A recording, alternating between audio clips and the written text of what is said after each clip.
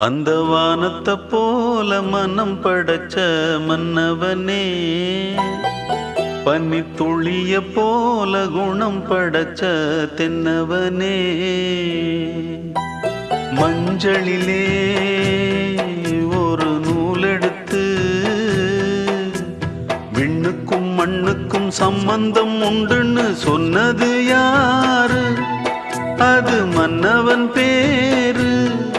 அந்த வானத்தை போல மனம் படைச்ச மன்னவனே, பனி துளிய போல குணம் படைச்ச தென்னவனே.